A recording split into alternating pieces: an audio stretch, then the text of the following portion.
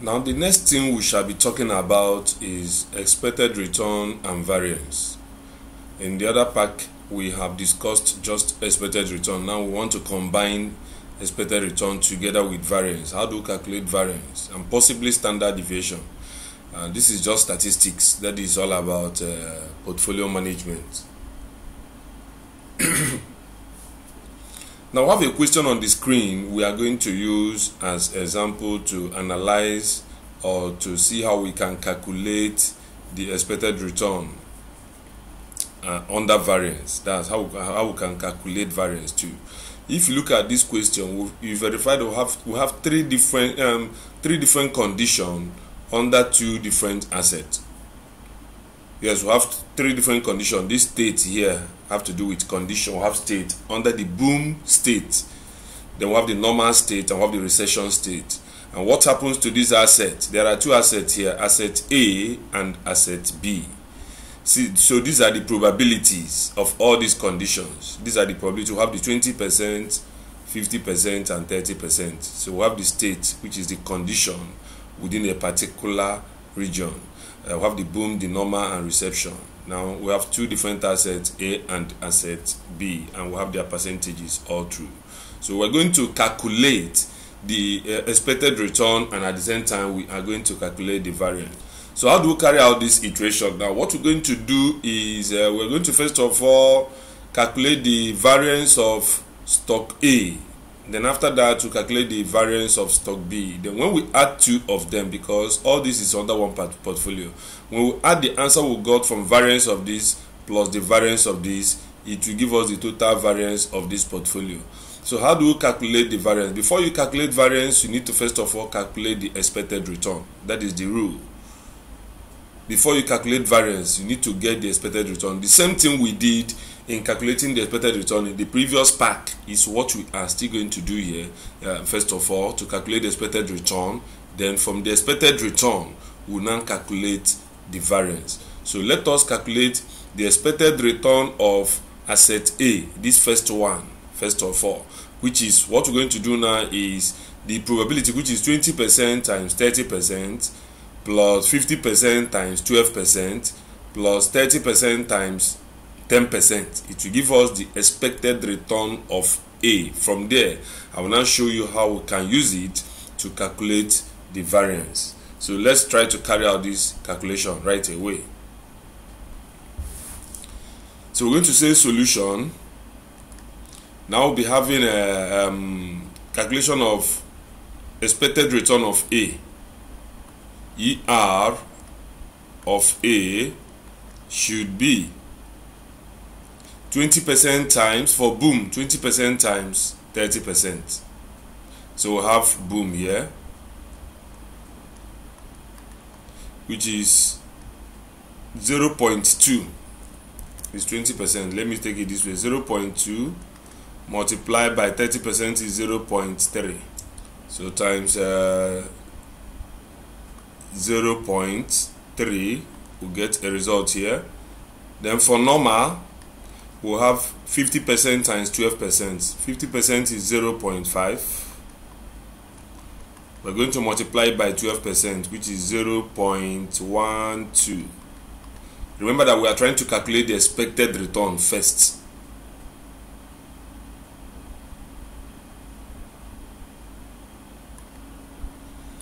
Now for recession,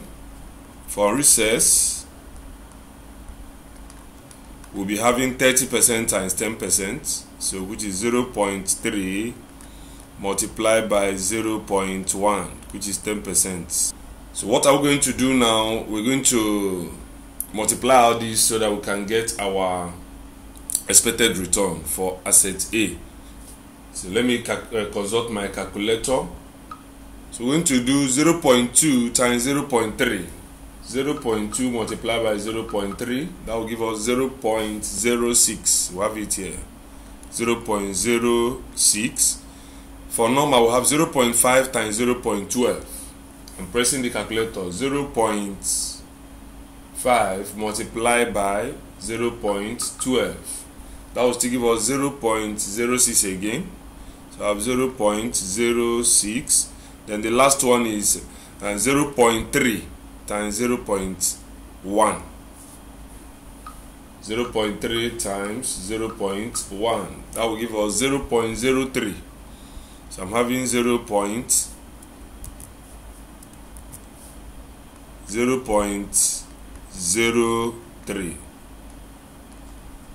So what we're going to do now is to add this so that we'll get the expected return of asset A from this portfolio. We're going to add these three now. So adding this, will have 0.06 plus 0.06 plus 0.03. That will give us 0.15. 0.15. So this is the expected return of the first asset, that is stock A. This is the expected return. Now from this expected return, we are going to calculate the variance. We're going to calculate the variance. Now, how do we calculate the variance? We're going to get the deviation. Now listen to me very well, because the major thing in this pack is for us to learn how to calculate the variance. See what you're going to do. Now we have gotten the expected return to be 0.15. 0.15. This is our expected return. 0.15. Then we have return on A to be this, return on B to be this, and we'll have return on C, the return on reception to be this. So these factors I circled are the items we are going to use to calculate the variance. So how do we do this? In calculating variance, we're going to get deviation. That's what we call deviation. Deviation. D. This deviation, we're going to calculate it under boom. We're going to do it for boom. We're going to do deviation again for normal. And we're going to do deviation for recession under these three conditions. So we are going to calculate the deviation. That's the first thing you will do. You calculate deviation in each case. So for boom, this 30% minus 0.15 will give you deviation for boom. That's this 30 minus 0.15, 30% minus 15%. You know that 15% is the return on this asset.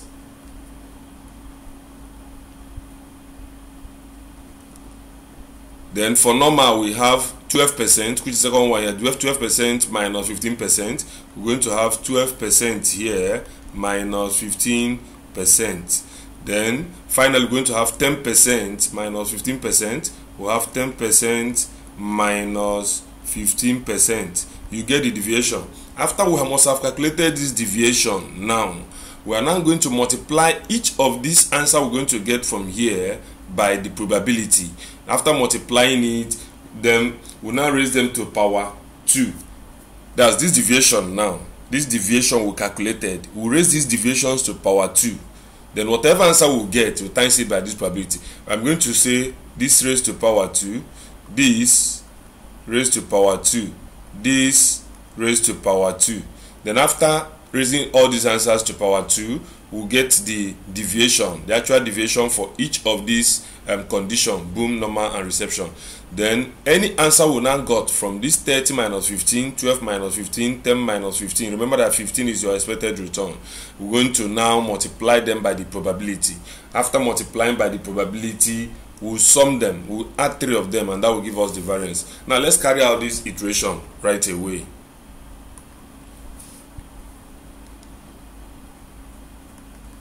Now let's do this calculation very well. Now I've given you that the boom is 30 minus 15, so we have a deviation. Remember that we're calculating the deviation. So what we're actually going to do now is we have something like this. Okay, let me just get the deviation actually. So I have the boom. The boom is 30% minus 15%. So that should be 0.3 minus 0.15. We'll get a value here. That will give us, okay, let's just do everything together. They will have the norm to be 0.12, which is 12%, 0.12 minus 15%, 0.15 equal to, then the recession REC, we shall be having 10%, which is 0.1 minus 0.15. We'll have a figure here. Now let's try to calculate this. From my calculator, we have 0.3 minus 0.15. That will give us 0.15. We have 0.15 here. 0.15. We're going to raise this to power 2. We're going to raise this to power 2. Then we will now do 0.12 minus 0.13. That will give us 0. This will give us minus 0.03. Let me press calculator to be too sure. 0.12 minus 0.15. That will give us minus 0.03. So we're going to raise this to power 2 again. Then 0.1 minus 0.15. 0.1 minus 0.15. This will give us from calculator 0.1 minus 0.15. I'm having 0 minus 0.05. So I have bracket minus 0.05. You close up and raise to power 2. Remember that we are trying to calculate the variance.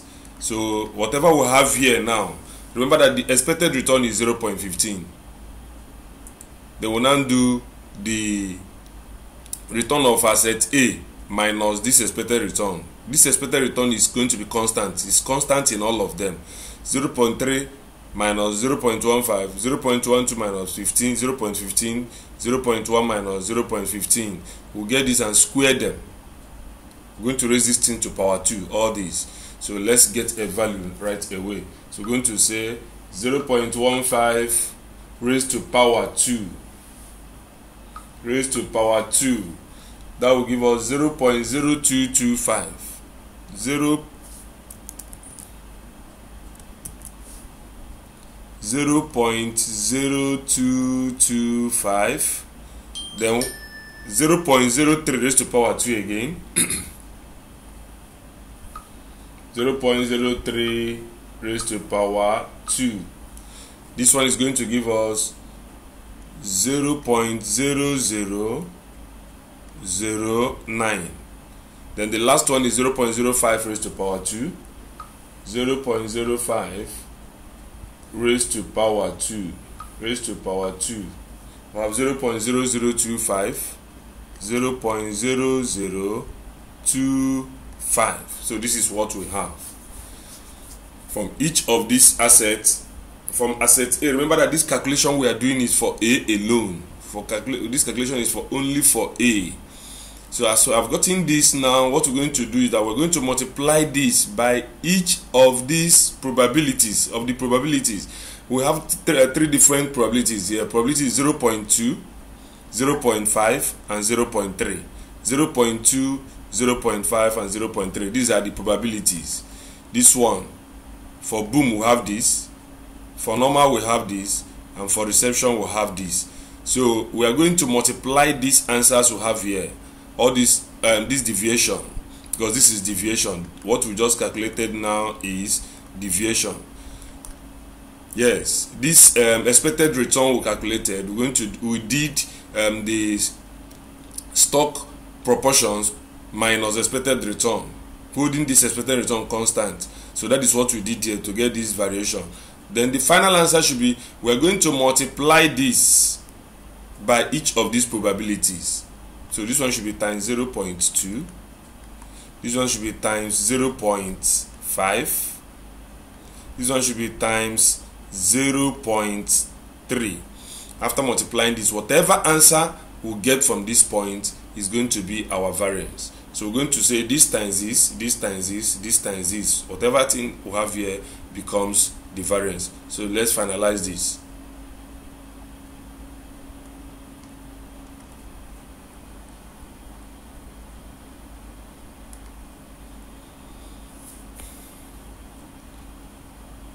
So remember that we are finally going to work on this now. We are working on this right now. Any answer we get here is the variance. We are now talking about variance, particularly variance. So for boom, and this variance is, remember, is for stock A or for asset A. So later, with the knowledge you get here, you can now calculate B. So for boom, the variance is 0.0225 times 0.2. We get the variance for this. Then for normal, we have a 0.0009 times 0.5. We get normal.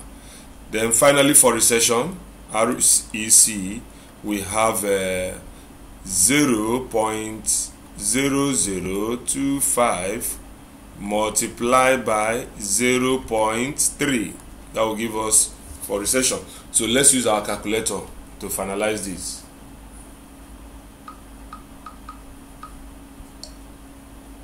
Now the first one is 0.0225 times 0.2, that will give us 0.0045, 0.0045. Then the second one, 0.009, 0.0009 multiplied by 0.5. That will give us 0.00045. Then the last one, which is 0.0025 times 0.3, that will give us 0.00075. So when we add these figures, anything we get here becomes our variance for A. This is variance for A. Variance for A. We use our calculator to add these three, and that becomes the final answer to this. So we're going to do 0.0045 plus 0.00045 plus 0.00075. So that becomes our variance. What we have here is 0.0057. This becomes the final answer. That is how you can calculate variance. Remember that this calculation is just for stock A alone. It's just for stock A. We are going to use this approach, or what you learned now, to calculate for stock B. What we are seeing here is for stock A. Everything we did here is for this stock A, the variance for stock A. So follow these steps I gave to you now and calculate variance for stock B. So when you get the variance for stock B, you add the answer you got from variance in A together with B. When you add two of them, it will give you the total variance of this portfolio. So follow the procedure very well. You will understand what everything we did here. Just check and see. It's very easy for you to understand. The first thing we did is to calculate the expected return of this asset A, which we have done in part A, and that is multiplying these probabilities by all these. Multiply the probability, this times this, this times this, this times this, you get this value 0.15. You hold this 0.15 constant to calculate your deviation. Look at it. You now say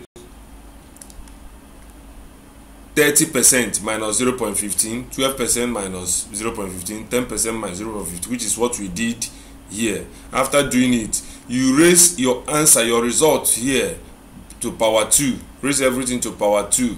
After raising it to power 2, you will get these values. Then multiply these values back to with the original proportion, the probability. You will now get the actual deviation.